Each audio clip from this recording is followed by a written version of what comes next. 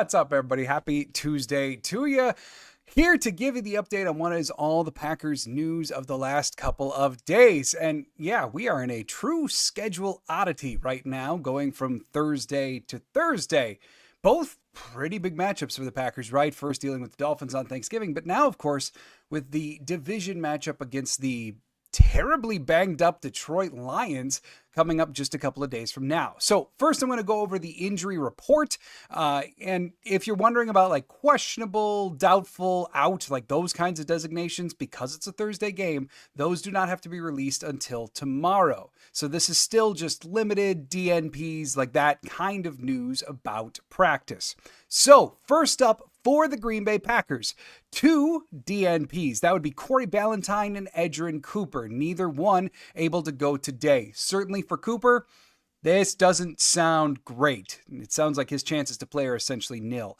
Then you get to the limiteds list, and the vast majority of these don't sound too concerning at all. The limiteds were Jair Alexander, Kenny Clark, Romeo Doubs, Josh Jacobs, Elton Jenkins, Isaiah McDuffie, Rasheed Walker, and Kobe Wooden. Now, the vast majority of those, some were vet rest, some were, like in the case of Josh Jacobs, just limiting the amount of work that he's doing as he's toting the ball more than anybody else, right? But there's 2 guys here that deserve a little bit of highlighting, and the 2 guys that got LaFleur, like, not many details were given in his press conference. One, of course, is Jair Alexander. And LaFleur said in his press conference today, he was just coming off the practice field, they got to go talk to Ja. They got to go review the film from practice, see how he's moving. So he truly sounds like he might wind up being a game time decision. Then we also have Romeo Doubs, who Matt LaFleur said is still in concussion protocol. But keep in mind, there's several layers to these protocols. He's in one of the layers where you're allowed to practice. That's where he is. That's all we know. And LaFleur would really not go into details beyond that. So the vast majority of these guys sound good to go. Doubs, Jair, sound like some legitimate question marks. If the Packers are able to get Jair back, obviously that would be a huge boost. This would be his first divisional matchup that he actually played in this year outside of just 10 snaps against Chicago. So to have him back obviously would do wonders. It also would open up the pass rush possibilities for Hafley. We know he calls much more aggressive fronts when he's got Jair on the back end. So we'll have to see. As for the Lions, this gets real lengthy. I'm going to put it up there, although I don't think you're going to be able to see it all that well. See, like the Lions list, ultimately a little bit short in the Packers, but that's not factoring in all of the IR individuals and who they are for the Lions. So, for instance, Carlton Davis, he was a cornerback. He's their number 1 corner, really, opposite Tyrion Arnold. He missed last week. Dan Campbell said today that he seems like he's going to be good to go. As for Taylor Decker, their starting left tackle, sounds as though he's going to miss this week again. That would be another missed game for Decker. Chances are they're going to put Skipper in at left tackle as they did last week and leave Penei Sewell over on the right side. Then beyond that, you see 3 defensive linemen who were all DNPs today. One would be standout defensive tackle DJ Reader. Another one, starting defensive end. This is the end opposite Z, the one who's filled in for Aiden Hutchinson more than anything else. Josh Pascal, he was a DNP. And then also defensive tackle, their number 3 defensive tackle, Nzworki, who, like, if he can't go too, they are getting pretty far down the depth chart. Keep in mind, this week they also had to put on Wingo onto IR. They also put on Malcolm Rodriguez, one of their linebackers, onto IR. Then you've got Anzalone, who was put on IR just a couple weeks ago. Kaminsky was put on IR not too long ago. All of a sudden, their front 7 for Detroit is decimated. And if any number of those 3 DNPs can't go, you are getting far down the depth quick for the Detroit Lions. We're going to dive into that a ton more tomorrow with our actual in-depth game preview. But right now for the Lions, they are looking picked apart on the front 7. No doubt about that. Then some other news today, just to continue on the roundup here, that guy, Sterling Sharp. He was actually named one of the 5 finalists for the senior committee for the Pro Football Hall of Fame. Him, along with former Packers coach Mike Holmgren. Now, we all know as Packer fans that it probably is long past due for these 2 individuals to make the Pro Football Hall of Fame, but I do want to give you some context as to how this works. Basically, when it comes to the senior committee, there are 5 finalists. In order to make the Hall, any one of these 5 finalists has to receive at least 80% of the vote from obviously the eligible voters. And then these voters, it's kind of a layered explanation here. These voters get to choose 3 of the 5. They get to give yes votes to 3 of the 5. Okay. In order for a player to make it, they got to get 80% yeses across the board. If none of the individuals actually get to 80%, then they just enshrine one, and it happens to be the top vote getter. So Sterling Sharp, one of 3 players that were part of the 5, Mike Holmgren, the only coach, and then there also is one NFL contributor who's got nothing to do with Green Bay there as well. So given that voting structure, might still be a tall order. You got to think Sterling Sharp's chances are pretty darn good this year.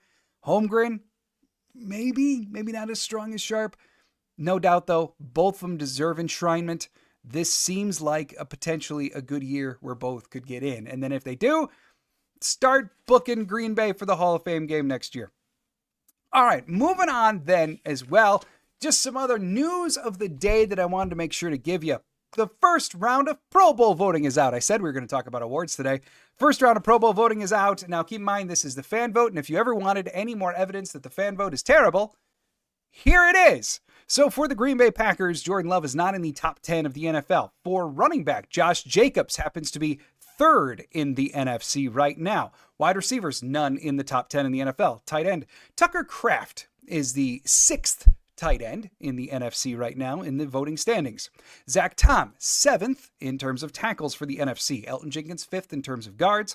Josh Myers, 3rd for centers. Defensive ends, Rashawn Gary, 3rd. Defensive tackles, none in the top 10. At linebacker, Quay Walker. He's had a fantastic 2 games. Quay Walker is currently 3rd in the NFC voting for linebackers.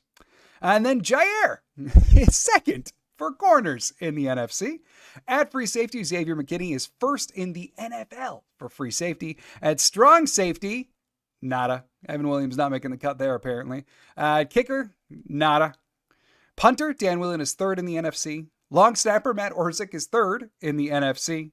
And then kick returner, Keyshawn Nixon is 5th. And as for the specialist, Zane Anderson, 6th in the NFL, 3rd in the NFC. That is your Pro Bowl fan voting standings right now. And if you want to do something about it, get out and vote. All right, Big Al, what you got, Big Al? Hey, John, I know it's been a year, but was it a mistake that Goot traded away Rasul Douglas? What a fascinating question, Big Al. You know, I know you and I talked about it at the time.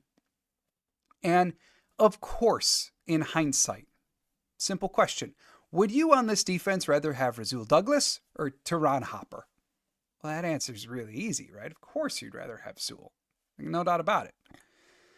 Given, though, at the trade deadline last year, the Packers were a game under 500. They had the ability to move a player who is nearing 30 years of age.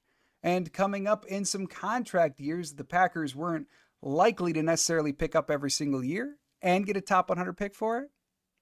At the time, I didn't have a massive problem with it. I know others did, but like for me personally, it was, like you're in the middle of an under 500 year. You're trading an asset for a top 100 pick.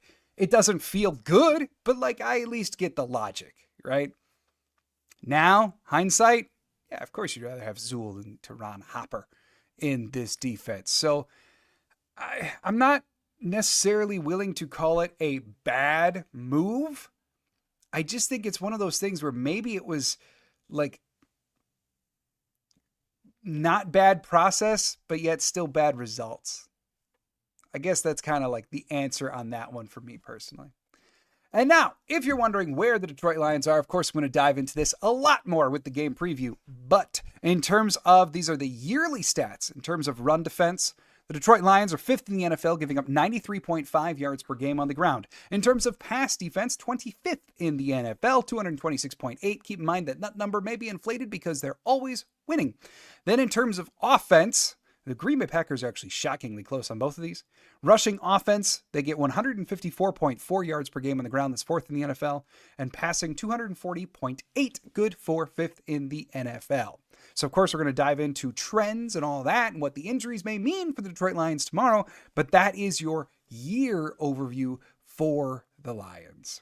And that everyone, is the news of this Tuesday for the Green Bay Packers. Of course, a sizable injury update, although a lot more for the Lions than for the Packers. And then some Hall of Fame accolades and some Pro Bowl accolades. Maybe for some guys who some deserve it, some don't. We'll have to see how that pans out. But there indeed you have it. So if no one's got anything else, then we'll just keep this one short today. Because, of course, I'll see you tomorrow for the in-depth Packers versus Lions breakdown. I sincerely hope everyone had a terrific Thanksgiving. I hope everyone had a great weekend. And, of course, this Thursday will be the return of our watch parties. Claudia and I will be sitting here for every single minute of Packers versus Lions for this massive divisional matchup. Thanks so much, everybody. Have a great day. And as always, go Pack Go.